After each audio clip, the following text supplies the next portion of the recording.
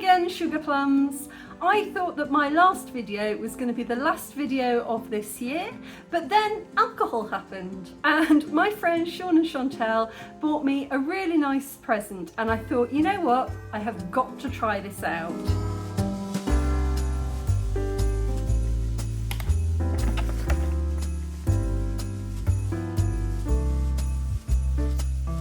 This is so cute. I love that the stones are dark and light, just like the chess pieces. So I need to go and wash these. Ooh, oh, they're amazing. They're totally smooth. Apparently they're made out of granite. They're absolutely smooth. The idea is that they should chill your drink without adding water to the whiskey. So here's my little whiskey stones in the bag. Honestly, my freezer's a bit like Narnia, so I'll just pop them in here. There we go. They've gone all frosted. Okay, here we go. They bought me a nice fat bottle of bourbon to drink them with. It says to put in 3 to 4. I think 3 is probably enough for such a small glass. This is actually an old Nutella glass because I'm classy like that.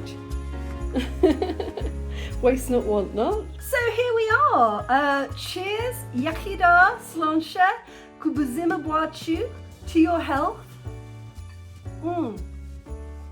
And I thought that what I would do is a quick wrap up of 2024 and the things that I've enjoyed the most. So I'm going to start off with the things I enjoyed the most on YouTube, the things I enjoyed the most on Netflix, the books I've enjoyed the most, and probably just circling around at the end to a little book tag related to Christmas music. So books along the themes of Christmas carols.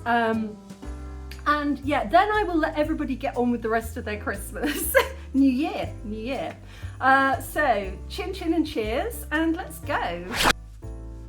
So the YouTubers I've enjoyed most this year, there are a whole load of Japanese YouTubers I follow, there's a couple of booktubers I watch, there's a lot of cooking shows that I watch, but these are the 5 YouTubers that I've just really enjoyed this year. Coming in at number 5 is Travis McEnery, or the Spider Guy, as I think most people know him.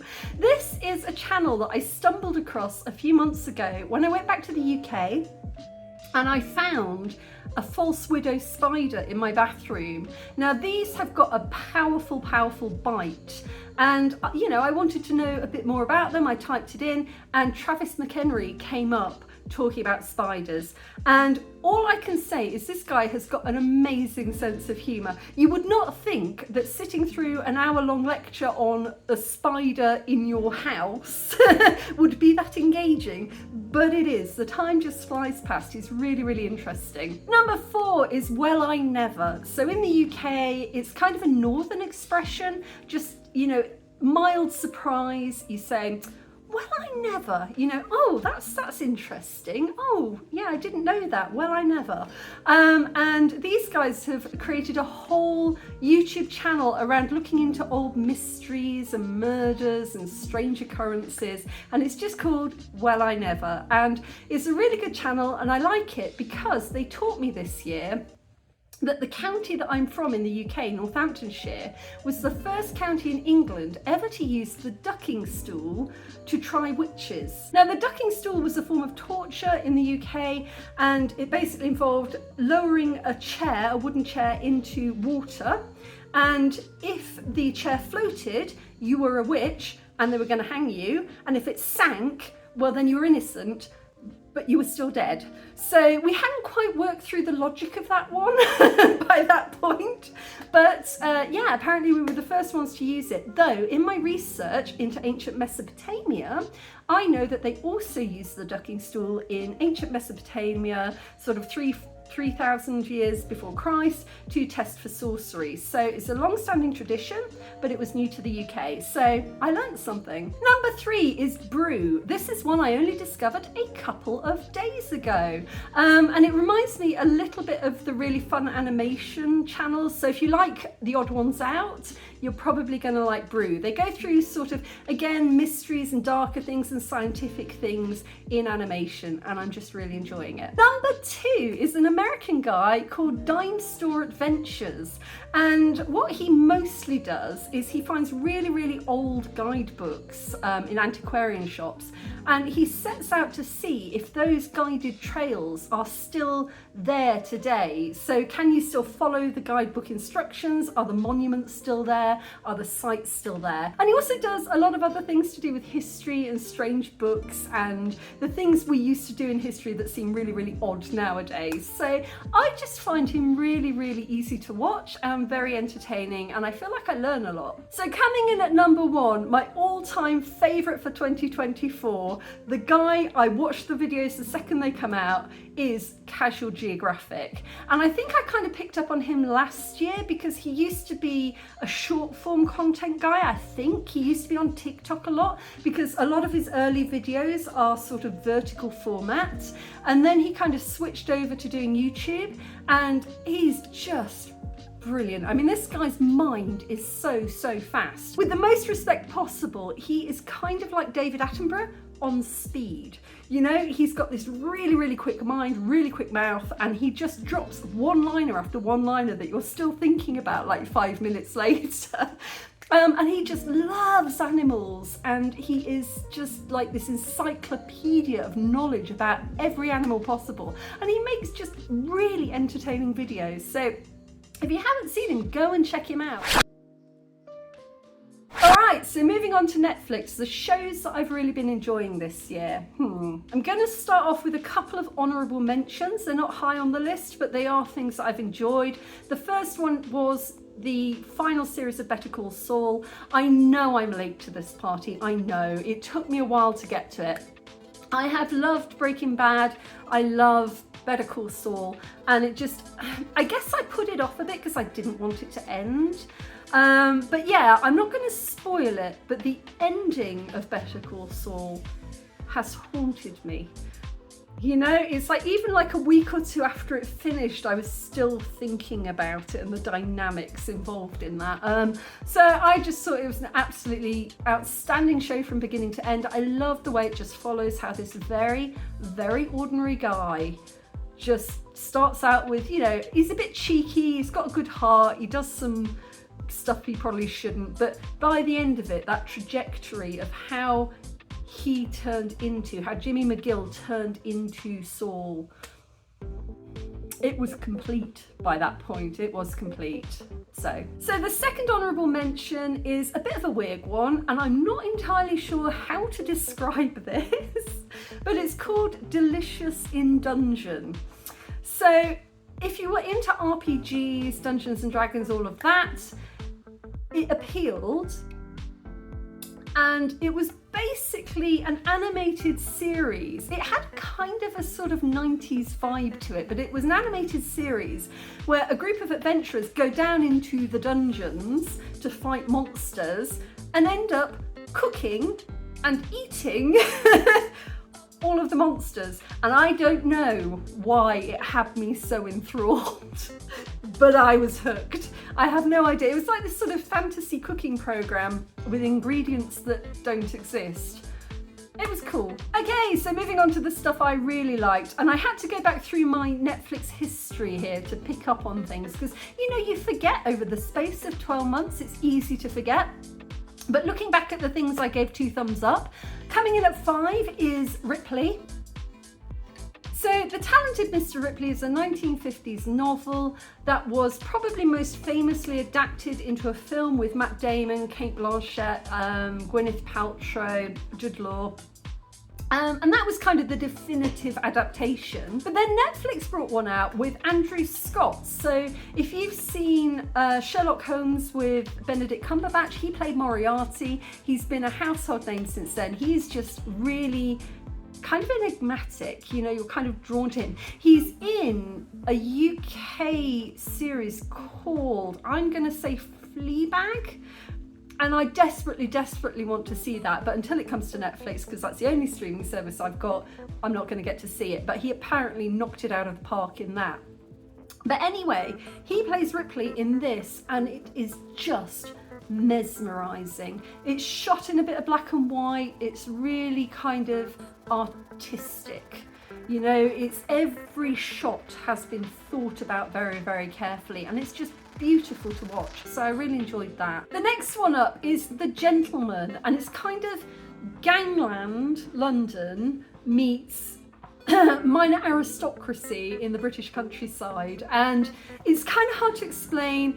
It's a certain sense of humour that I think appeals to some people and not to others. It really appealed to me. I loved it. I love the dynamics of the characters, and I just like the really silly things that happened. It was like Peaky Blinders if they'd smoked a lot of weed.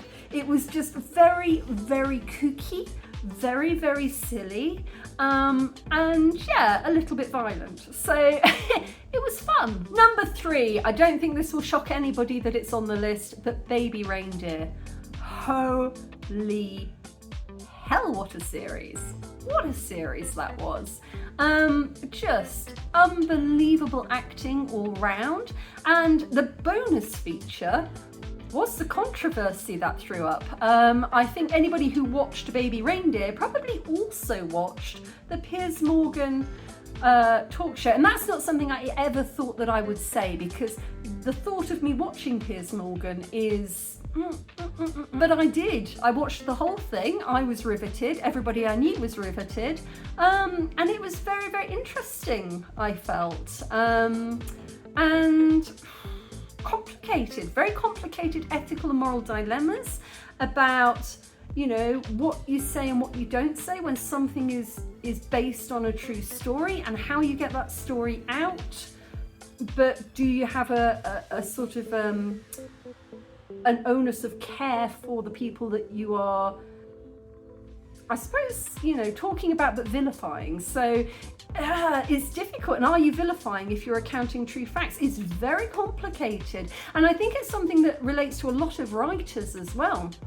You know, you have this conversation a lot of times in the writing community when people are writing non-fiction, is they're sitting there saying, oh, I really, really want to just talk about my family, or somebody who did this to me, and, you know, and then there's the question of, well, do you change their name, and could they still guess who they are, and all of that. And it's weird, because I've had instances in fiction where people have asked me if I've written about them, even though it's not a true story. and I haven't, and they haven't been on my mind, but they still see themselves in the story, and it's very difficult. But in Baby Reindeer's case, it was very much about that person. So I don't know, if you watched that and if you followed that controversy, let me know the conclusions you came to below, because I do think it's quite a fascinating topic. Okay, so number 2 on the list here is Blue Eye Samurai.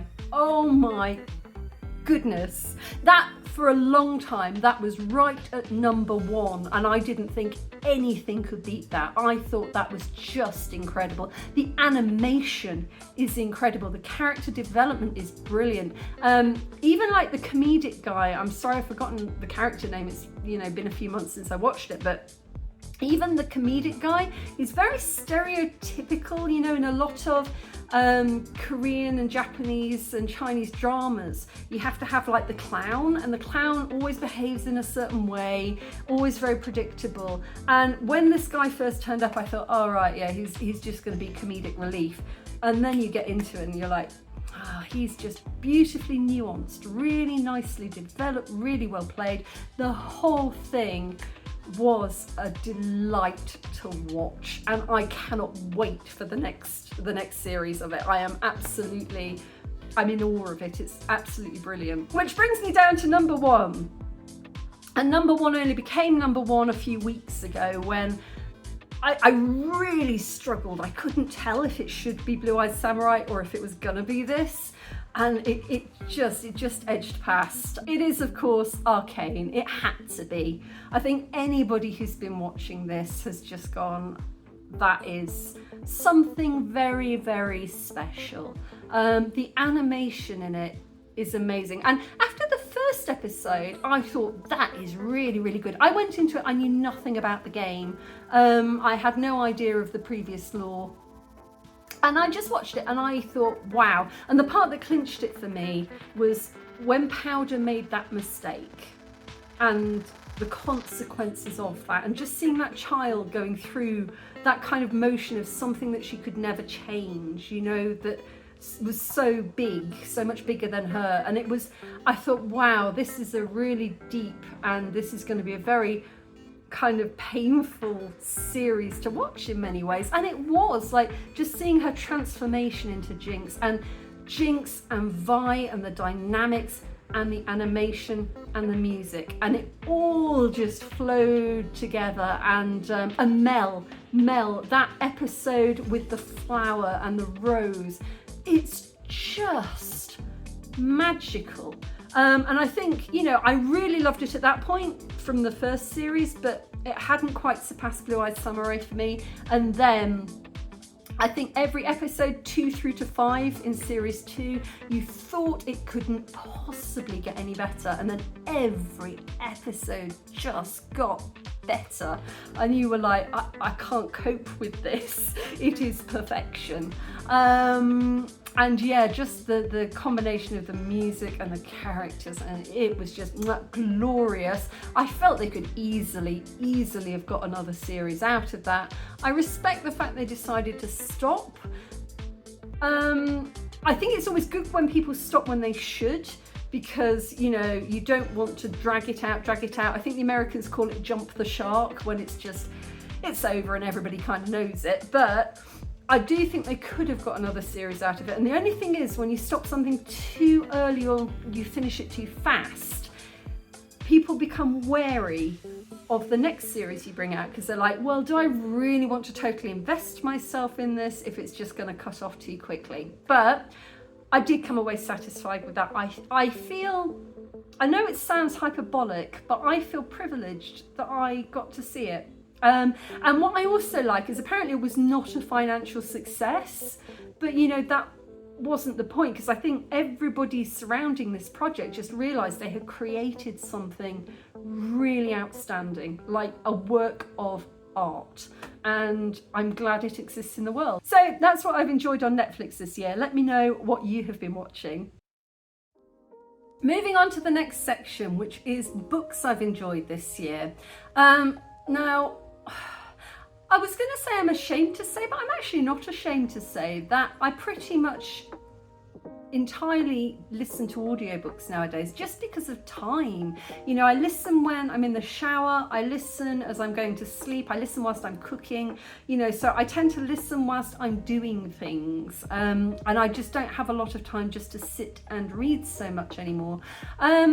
Which, you know, it's pros and cons. I remember when I was a kid, my dad would take audiobooks out of the library on cassette tape, and we'd often drive up to Carlisle to see family for Christmas and holidays, and we'd get through a lot of audiobooks whilst we were driving, so I had to kind of like press the little button and turn over the tape so that we could listen to the other side. So I've got fond memories of audiobooks, but for a very, very long time I didn't listen to them. I would only read books, and I actually found it quite hard to transition back to audiobooks because you get out of the habit of listening. But that said, studies have shown that the brain pretty much processes a story the same way, whether it comes through the written word or whether it comes through the spoken word. So we still imagine things in the same way and process stories the same way. So there we go. Anyway, what have I been listening to this year? Okay, so coming in at number 5 is the most recent book that I listened to, and I finished it like a couple of weeks ago, and it was The Morning and the Evening by Ken Follett. Now, you might know that name. Ken Follett is known for a host of sort of crime books, but also for one of the greatest books ever written, which was Pillars of the Earth. And Pillars of the Earth was just an incredible book about the building of the cathedrals in England. That doesn't sound as good as it was, but it was amazing, and it was turned into a television series that launched Eddie Redmayne's career. So he played Jack in the original adaptation. It was brilliant. But anyway, The Morning and the Evening, it was very, very Pillars of the Earth-esque. It's a sprawling, epic story of kingdoms and, you know, warriors and dastardly priests at the very dawn of Christianity, and it was very, very good and I enjoyed it a lot. There were some very evil characters in there, which is something that Ken Follett just does so well. He can create characters that have got no redeeming features. So I enjoyed that. So coming in at number 4 is Ziron J. Zhao, who wrote The Iron Widow, and I was listening to this whilst I was on the set of The Forest. So whilst Mupenzi was running through the forest screaming for Dumba, Dumba, she was also reading The Iron Widow. And first off, I love the cover. It's just beautiful. The story I thought was really interesting. It was a fascinating world where warriors control these giant sort of mechanical beings with their spirit, and they go to war, but you have to have a man and a woman to control these, and it explores the power dynamics between male and female. And the idea is that when the men control these machines, they take the woman's power and the woman usually dies, and then something happens to flip that on its head, and it's very, very good. And I did enjoy it very, very much. And also, added bonus, bit like Baby Reindeer here, there was a controversy. The Hugo Awards, I think, decided to hold their ceremony in Shenzhou in China, and Ziran is Chinese. Actually, that's how I first ever heard of her, is she did a whole comparison about what the cultural accuracies of the Disney film Mulan was. I'll leave a link to that below, it's very, very interesting, but that's how I first found her. So anyway, the Hugo Awards got into some really hot water because they were kind of disqualifying authors based on what the Chinese government would appreciate and wouldn't appreciate at the ceremony. It was something like that. I didn't get too deep into it, but I'll leave links below if you're interested, because it was bad. It was really bad. Number 3 is another book that I've just very, very recently finished, and it's called Why Be Happy When You Could Be Normal. And I came to this because I bought a collection of stories which were winter stories combined with winter recipes by Jeanette Winterson. And within that, she made reference to this biography that she'd written. So I thought I'd go off and read that. And it was very, very good. It was very, very good. I won't go into it, but I do recommend it. I like a good gritty story about, you know, where people come from and what makes them who they are. Alan Cumming wrote an amazing one called Not My Father's Son, and that is one of my favourite biographies. I just went, whoa, that is brilliant. And it wasn't as physically abusive as that was, but it really was mentally very twisted. And yeah, I just thought it was a brilliant biography with some really dark northern humour, and I think it was brilliant. And she went on to become a very famous writer. So yeah, I wasn't expecting to read this. It wasn't something I would naturally have picked up, but I got to it through another book, and yeah, I recommend it. Number 2, the Stone Knife trilogy. I am on the 2nd book at the moment, probably about a third of the way through. It's just brilliant. It's very, very deep world building. It's got a very South American sort of jaguar gods, snake gods kind of vibe to it, and it's the story of peoples who are being taken over by the song, and the song is this melody that runs through like a virus. It's like a virus, and it takes over and zombifies people. And yeah, it's about native tribes who are basically just being completely assimilated like the Borg into this song, and it's a really engaging story. And what I like is it takes its time. So it's written by a lady called Anne Stevens, and it's quite interesting because I actually went to college with an Anne Stevens, but not that Anne Stevens. Anyway, but it was interesting because it takes its time, and if something needs to be poetic, it takes the time to be poetic, and if something needs to be described, it takes the time to describe it. It's a little Tolkien-esque in that way, is it's very beautifully written. There's a lot of detail, and I like it a lot, and I'm very invested, and I'm enjoying it. So yeah, I definitely recommend it as a series. If you've got a bit of time and you like rich world building and you like sort of the colonial power struggles and warriors and shamans and magic, and it's beautiful. And coming in at number 1 is a book called The Mermaid of Black Conch by Monique Roffet, and I just thought it was beautiful. I am somebody who enjoys quite poetic language. One of my favourite authors is Chitra Banerjee Divakaruni, who wrote Mistress of Spices and Sister of My Heart, and just turned every single line into poetry without destroying the prose. You know, it was just joyful to read. There's another book called Pretty Little Dead Things by Mercedes M. Yardley, and this is a book that not everybody would enjoy. Again, it's a book that I think you have to be in the headspace for, but it's the story of young beautiful women who get murdered, but it's a very highly stylized. Every line, the way that it's written, it's really hard to explain. It's one of those books that if somebody says, oh right, who is it like? You're like, well, can't really give you an example. It's just really different. I think that's what I'm trying to say. It's really different, and I like things that are different. And The Mermaid of Black Conch is different, and it's poetic, and it's very, very beautifully written. And again, you can't really describe it. It was giving kind of Old Man and the Sea kind of vibes, but it was also giving History of Seven Killings kind of Marlon James kind of vibes.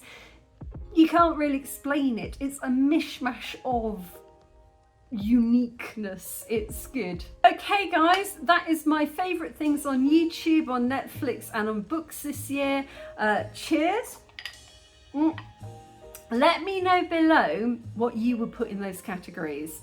And I'm going to finish up now with a book tag by, I've got to quickly look this up. So it was originally by Beyond Books, but I saw this on Margaret Pinard's channel. So Margaret's a friend of mine, big author tuber, love her to bits, and she posted it on there and she did hers. So I'll leave the link to her answers below, and go and watch that.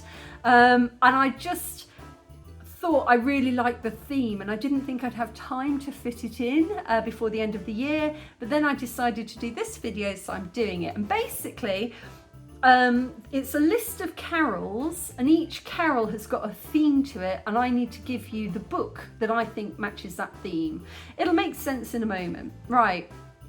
I will also leave the themes below, so again, if you want to join in and either make your own video or just answer them below, you can go through them in the comments below. If that makes sense? It did make sense. Okay, so the first one is Joy to the World, and the theme is a book that brings you so much joy that you wish the whole world would read it. I'm always a bit wary about questions like this because the books I find joyful are usually really dark horror. I am a horror girl, and I don't think it would bring joy to a lot of other people. So I had to think about that one, and I decided to change tack a little bit. Again, I don't think this is going to be something everybody will enjoy, but if you're a bit of a technological geek, if you grew up playing computer games, like the early kind of computer games like LucasArts and that kind of thing, you would love this book. It's basically called Off to Be the Wizard by Scott Meyer. And I love this book. It's just really stupid. It's, you know, it's somebody who's fallen into this world where basically RPG games are kind of real and you can just go off and become a wizard. I'm just going to give you an example. I'm just going to read like a funny little back and forth. So basically, in order to disguise the spells so that people can't steal these magical spells, they write them in code, and they're trying to find a code that would be so obscure that nobody could crack it. And this is how it goes. It goes, all of our spells are in badly translated Esperanto. It's a universal language that was invented early in the 20th century to foster international peace and understanding. It's perfect for our purposes because there are many resources to translate things into it, but absolutely nobody speaks it. Well, nobody in this time. Nobody in any time. Well, William Shatner, and that's about it. I love it. I think it's so funny. There are so many funny little parts through it. I love it. It kind of reminds me a bit of, if I had to pick another one, it would be Yahtzee Crowshaw's Jam, which is just about waking up one day to find that the world has been engulfed in killer jam, strawberry jam. It's just daft, you know, it's joyful.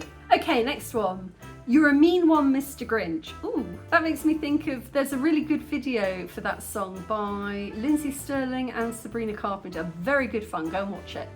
Right, You're a Mean One, Mr. Grinch. A book with a mean character or one that you just didn't like. I don't have to think about that. Irvine Welsh, Filth. It involved a character called Detective Sergeant Bruce Robertson, and he was vile.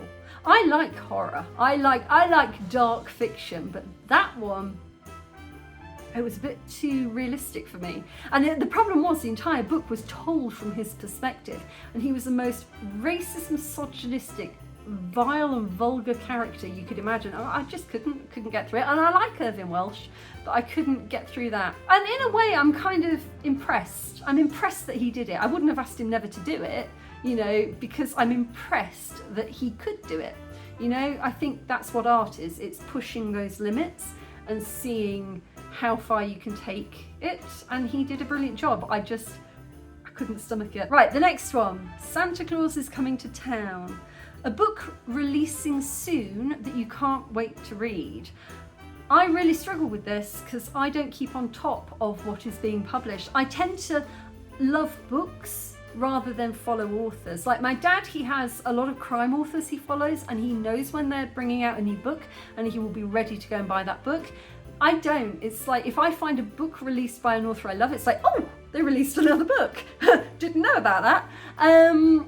So I don't really follow. So what I did was I went through some online listings of books coming out next year, and I have to say I wasn't totally enthralled by a lot of it, but there was one called Everything is Tuberculosis by John Green, and it's coming out in March 2025, March 18th, 2025. And the reason that I like this is because well, first of all, I wrote a book called Angarichna, which was set in a tuberculosis sanatorium, and so it's a topic that I am quite interested by. But also there's another book called The Fever, which was all about how like millions of years of evolution and human interaction with malaria shaped our world, and that was absolutely fascinating. So I think this could be equally as interesting. Of course, it's non-fiction, so it's, you know, it's a factual account, but I think that could be very interesting. I think that could be like a sequel to The Fever is Everything is About Tuberculosis. So I would actually read that, and I might put a little note down to do so. Right, the next one, 12 Days of Christmas, a book of short stories. Right, so earlier I mentioned Why Be Happy When You Could Be Normal by Jeanette Winterson, and the reason that I found that book was because I was reading a book of short stories called Christmas Days, 12 Stories and 12 Feasts for 12 Days. And it's Jeanette Winterson, and it's a collection of her short stories interspersed with sort of Christmas recipes, and each recipe meant something to her. It was from a friend, or, you know, it was reminding her of somewhere that she'd been. And it was very interesting. I couldn't follow the recipes because most of the ingredients I couldn't get, but I did enjoy the stories. Some of them were a little bit saccharine. I thought that the first few didn't really grab me, but as it went on and the stories got darker, I really fell for it. There were a couple of ghost stories in there, and I love a good ghost story. There was one about a ski resort and some friends that went skiing, and that was a heck of a good ghost story. I really enjoyed that one. And there was another one about a guy who'd lost his lover, And honestly, I was sobbing by the end of that. I was in tears. It was very affecting. So it was a good collection of stories, and it was very winter themed. You know, it was all about Christmas and the 12 stories to go with the 12 days of Christmas. So yeah, I recommend it. I perceive an issue with these rocks. They're a bit heavy on the nose. Right, what's the next one? Little Drummer Boy. A book that brings back childhood memories. Easy one for me. There's a book called Old Farm, New Farm by Felicia Law, which came out in 1980, so the year before I was born. And my mum used to read it. It was given to me by my grandmother on my mum's side. And they were farmers, and so, you know, it was a natural book for her to pass down, and it was all about renovating a farm. So the first half of the book were these beautiful illustrations of a tumbled down, neglected old farm, and the second half of the book was the same kind of illustrations, but it had all been made brand new, and it was all beautiful and working, and the animals were happy. And yeah, my mum would sit and read that to me. Definitely a favoured book. Okay, penultimate question.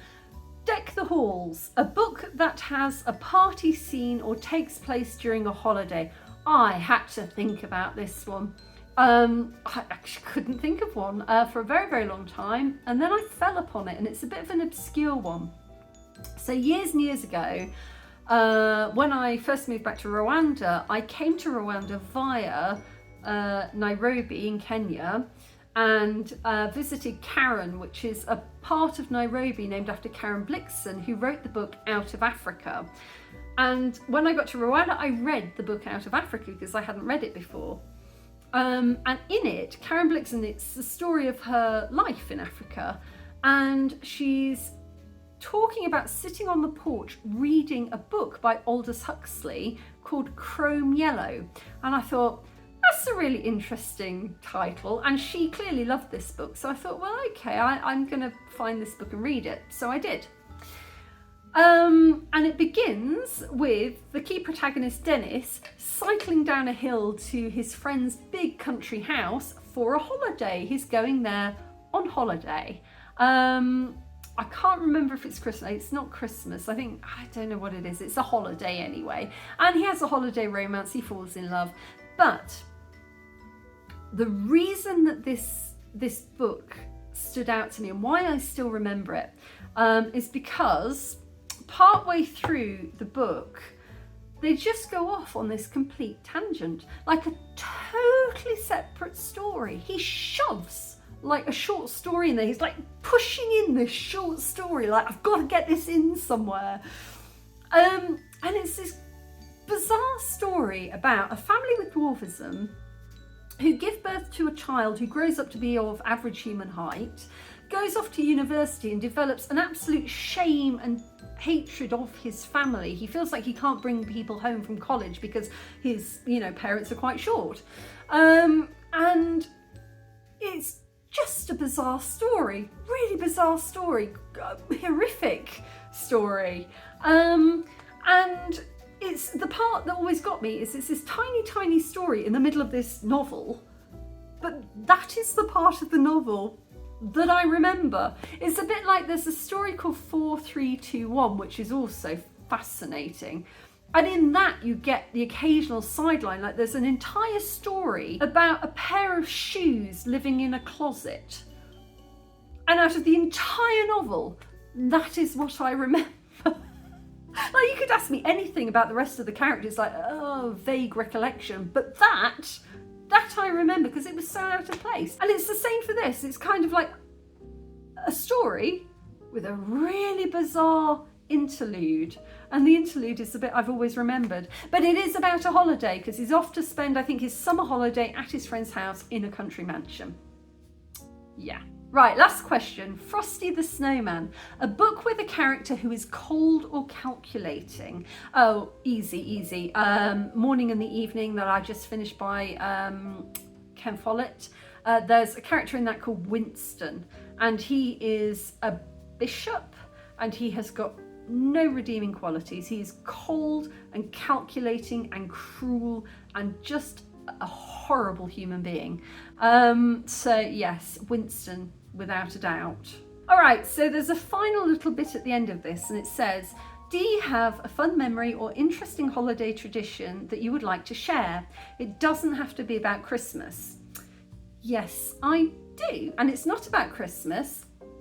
It's about a pagan celebration in the UK called Beltane. And Beltane is May Day, May the 1st, and it's a celebration of fertility. It's the end of winter and the beginning of spring and the rising of the sap. And there are many different ways to celebrate it, but the pagan community in the UK generally come together to celebrate. And I have friends in Scotland, and so the tradition, it begins the night before and goes on till the morning. So this is quite common with pagan traditions. The major sabbats, there are 4 major holidays in the year, and some others. And you kind of start celebrating the night before and go through to the morning. And that's what you do at Beltane. And there's a big fire and people jump over the fire for good luck. There's a maypole. This is when we do maypole dancing, and you're decorating the maypole. And you're celebrating up until sunrise. And at sunrise, we got into the van, drive to the coast in Fife, and strip off our clothes and run naked into the North Sea.